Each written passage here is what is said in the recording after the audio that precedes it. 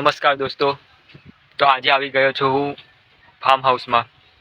તો તમારે દેખાય છે મારી પાછળ ગુલાબના છોડવા છે અને આ બધું ગિલોડીઓનો માંડવો છે. બધે ખેતરમાં બધું શાકભાજી થયેલું છે. તો આજે હું આવી ગયો છું ફાર્મ હાઉસમાં.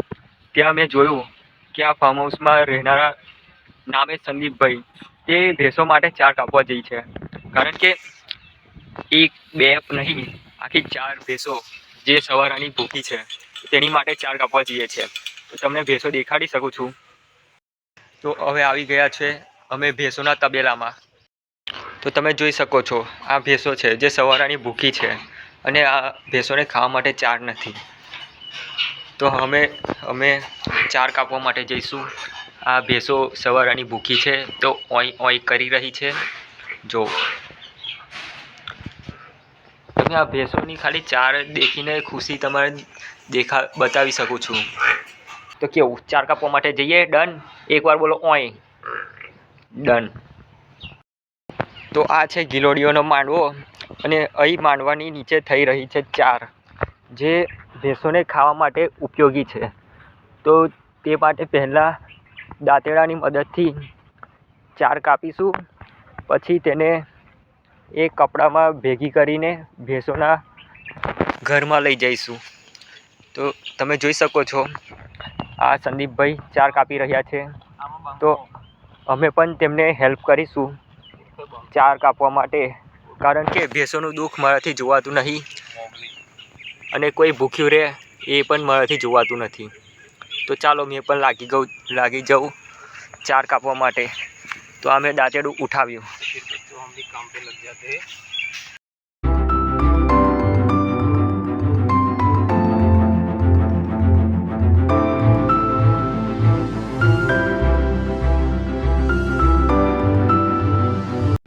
તો આપણી ઘાસ કપાઈ રહી છે. સંદીપભાઈ કાપી રહ્યા છે. તો આટલી ઘાસ થઈ રહેશે ભેંસો માટે ખાવા માટે. તો આ છોકરાને માટે બે તાળીઓનું સન્માન કરીશું, કારણ કે તેની માટે તે કપડું લઈને આવ્યો છે, તેમાં ઘાસ ભરીને લઈ જઈશું ભેંસોને ખાવા માટે. તો મેં પણ થોડી ટ્રાય કરી ઘાસ કાપવાની. મારાથી એટલી પરફેક્ટલી ના થઈ, પણ આ ફાર્મર એટલે કે ખેડૂત તે સહેજવારમાં આખું અડધું ખેતર ખાલી કરી નાખ્યું ઘાસ કાપીને. તો આ થઈ ગઈ છે ઘાસ. તો તમે દેખી શકો છો. આ ઘાસ જોઈને ભેંસો ખૂબ ખુશ થઈ જશે અને ઓઈ ઓઈ કરશે.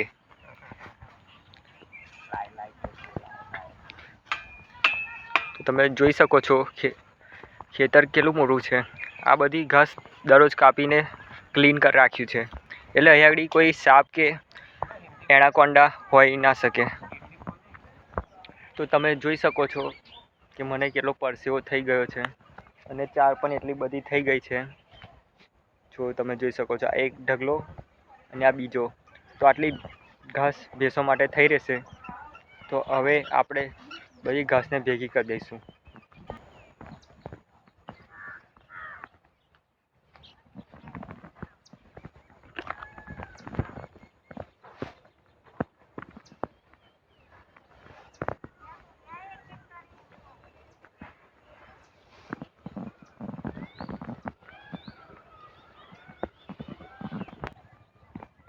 તો જોઈ શકો છો તમે, ચાર કાપવા માટે બગલું પણ આવી ગયું છે. તેની ડોક આગળ પાછળ કરીને આગળ ચાલે છે. તે પણ ખોરાકની શોધમાં છે.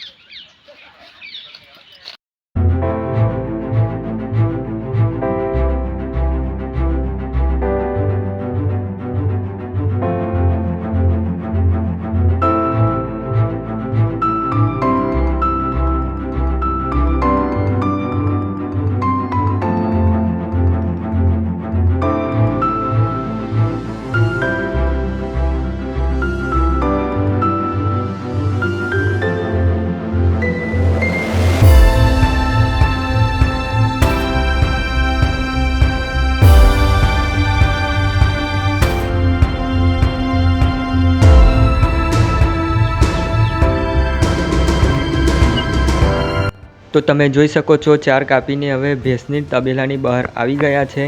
હવે અહીંથી ચાર લઈને સીધી ભેંસને ખાવા માટે આપી દઈશું. તો તમે જોઈ શકો છો ચાર જોતા ભેંસ કેટલી ખુશ થઈ જશે. તો આ મેં ગયો ભેંસને ખવડાવી ચાર. તમે જોઈ શકો છો આ ભેંસ તરત જ મોઢામાં ચાર ખાવા માંડી.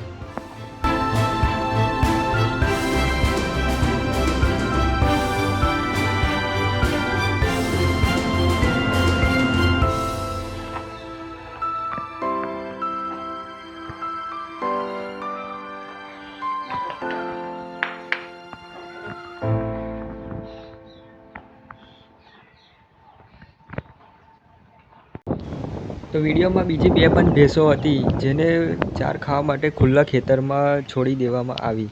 તમે જોઈ શકો છો આ પહેલી છે અને એની પાછળ બીજી છે.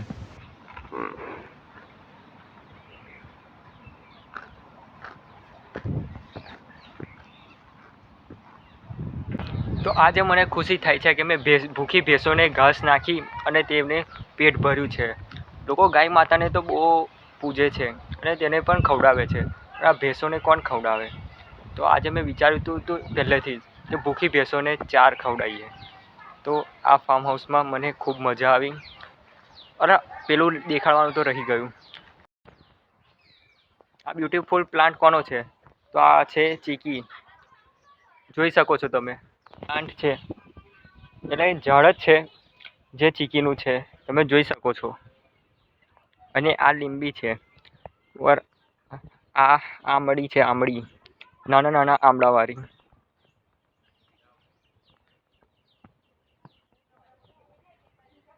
અને આ ગુલાબ છે. એ તો કેવું નહીં પડે. એક ફૂલ તોડી લઉં. જોઈ શકો છો પિંક કલરનું પણ છે પણ તે ઉપર છે એટલે તોડી નહીં શકું.